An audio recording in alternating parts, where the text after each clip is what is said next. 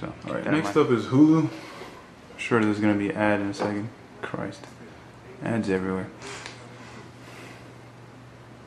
People are complaining about Hulu not working in HD. I don't have Hulu Plus, so I can't attest to that. Let's run this in full screen. I guess once the buffering goes, I think it gets up to, right now this is sitting at 20 frames per second, 21 frames per second. I mean, I guess it's decent enough for what it is, but without Hulu Plus I can't really tell, and I wouldn't be surprised if it was a similar situation with Netflix, where just the way the site is built, it doesn't work very well when you go into HD. Another thing that I've been doing is HBOGo.com. We'll try that right now and see how that looks. Alright, now we're looking at HBO Go. And let's take a look at the Game of Thrones.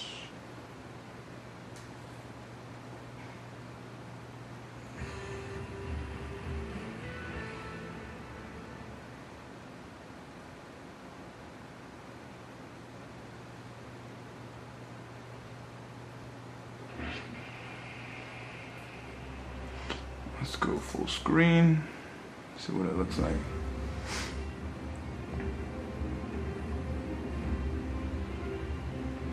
It's doing 26. Let's give it a little time to buffer because it doesn't look all that high def.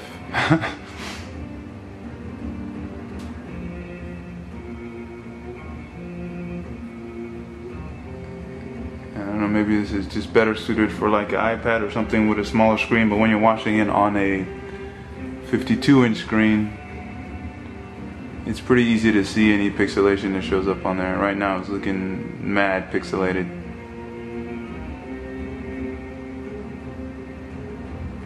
I think that was the switch to HD. There we go. Yeah, it does look more crisp, but frame rate is still like in that 13, 15. Let's give it a little more time to see whether it can buffer.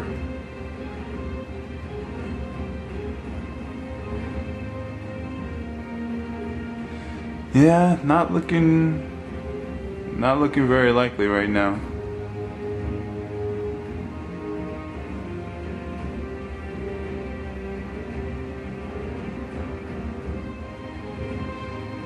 Yeah, it just seems like for the Game of Thrones, when you look at the website initially, there's a lot of heavy flash-based stuff with the scrolling of the, of the movies and your options that you can pick from HBO. And I don't know if that stuff running in the background is causing some issues, or even if you use this Silverlight. But you can tell in this situation, not so hot. Like for me, like I said, I already have HBO. This stuff gets recorded on my DVR in pretty nice quality, so not a big loss for me. But like I said, best to be informed than buy it and be disappointed that you can't play your Game of Thrones at a high frame rate. I mean, it's 15. You can definitely tell it's slower than it would be when you're watching it on TV.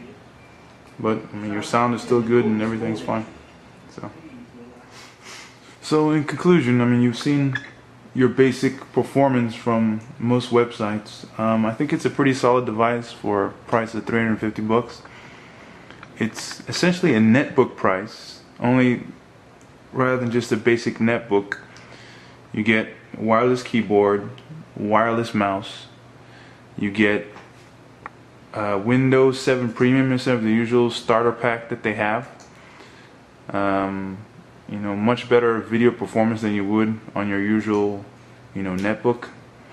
You can do HD video, your DivX files, MKV files. They all play very well, smoothly, no problem at all, up to at least 720p. I don't have any 1080p files or MKV type files to test to see how well it handles it.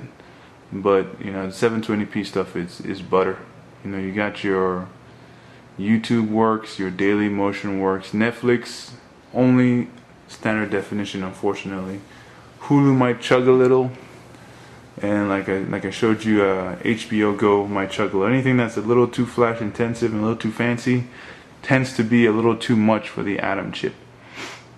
So if you wanted something that was like really full featured, you should get something with a bit more powerful processor. Of course, that's gonna jack it up on the price. Even those shuttle PC cases alone are like $500, while this device costs $350. So, you know, keep the budget in mind and think about what you need to get out of the device. For me, all I wanted was YouTube playback, easy browsing, Justin TV, Ustream streaming, and basically all those needs are met. Oh yeah, also including my DivX and MKV type files.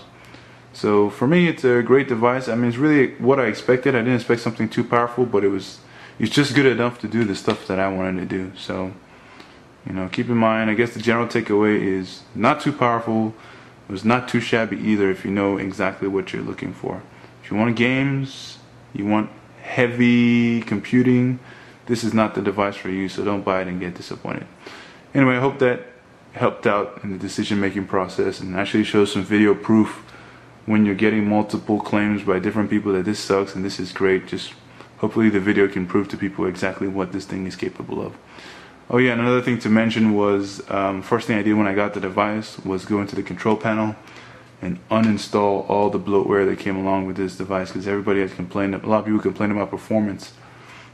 There's a lot of extra stuff that Acer tries to, you know, put in there. I just pretty much wiped it all clean to make sure if something wasn't working properly, then I would know that it was because of, you know, the device's limitations as opposed to extra bloatware that's on there. So all I have in there right now is just my antivirus and just the basic Windows stuff and a couple of programs installed. So anyway, happy shopping. I hope this helps you out with your decision. Take it easy.